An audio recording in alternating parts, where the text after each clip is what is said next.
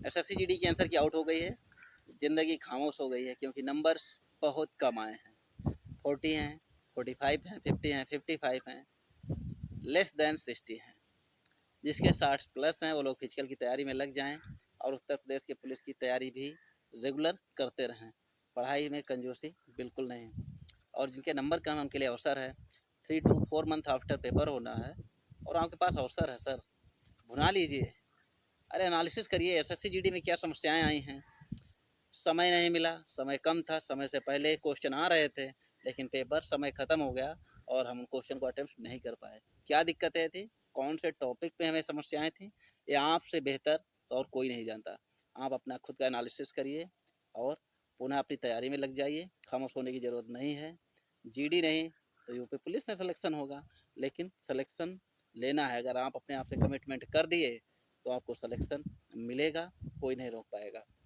तो सिलेक्शन लेने के लिए ज़रूरी क्या होता है? सिलेक्शन लेने के ज़रूरी ये है, अब आप उत्तर प्रदेश की पुलिस में बैठने जा रहे हैं, अब आपको टॉपिक ही नहीं पता, सिलेबस ही नहीं पता, क्या सिलेबस है, कुछ भी पढ़े जा रहे हैं। कुछ भी नहीं पढ़ना है सर, कुछ भी नहीं पढ़ना है। पहले आप अपना जो number gaining subjects Hindi, math, reasoning, ये नंबर गेनिंग है, ये नंबर दिलाते हैं। अब आप पहले सिलेबस लिख लीजिए, हिंदी उठाइए, हिंदी का सिलेबस लिख लीजिए, कौन से टॉपिक से कितना क्वेश्चन आता है, कितना टॉपिक आता है। मैथ का भी 7-8 टॉपिक है, ज़्यादा नहीं है, जिससे हर हाल में क्वेश्चन उसी टॉपिक से आते ही हैं ज़्यादातर क्वेश्चन। उन टॉपिक्स को लिख लीजिए। रीजनिंग के सारे टॉपिक्स लिख लीजिए और ये लिख लीजिए कि इस टॉपिक से कितना मार्क्स आता है उसके सामने।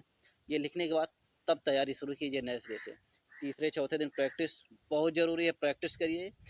प्रैक्टिस करने के बाद एनालिसिस करिए कि क्या दिक्कतें थी जो हमारे प्रैक्टिस में नंबर कम आए, कौन से टॉपिक गड़बड़ हुए जो हमारे नंबर कम हो गए।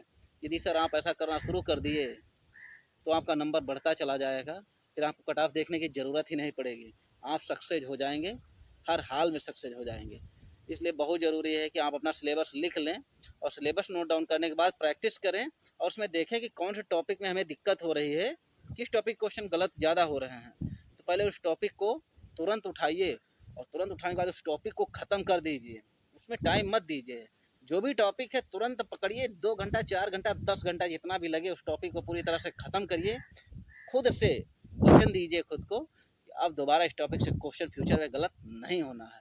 निश्चित उस टॉपिक के 90% क्वेश्चन आप कर लेंगे, क्योंकि और वही क्वेश्चन पढ़ना है उस टॉपिक से जो क्वेश्चन परीक्षाओं में पूछे गए आज तक। जिस तरह के क्वेश्चन पूछे जाते हैं आपको खुद पता होगा और कन्फ्यूजन बना रहता है। फिर आप अगर ऐसा करते हैं और प्रैक्टिस करते हैं, एनालिसिस करते हैं, कितना नंबर आ रहा है, कितना गलत हो रहा है, कितना सही हो रहा है, कौन सा क्वेश्चन गलत हो रहा है उसको एनालिसिस किए, किस टॉपिक से गलत हो रहा है, उस टॉपिक उठाए, पढ़े, अगले दिन टेस्ट दिए, उस टॉपिक का क्वेश्चन सही हुआ, आपका नंबर बढ़ना शुरू हो जाएगा। फिर आप कट ऑफ देखने की ज़रूरत नहीं होगी, आप सफल हो जाएंगे और निश्चित ही सफल हो जाएंगे। Thank you. पढ़ते रहिए, ज़बरदस्त, जिंदाबाद रहिए।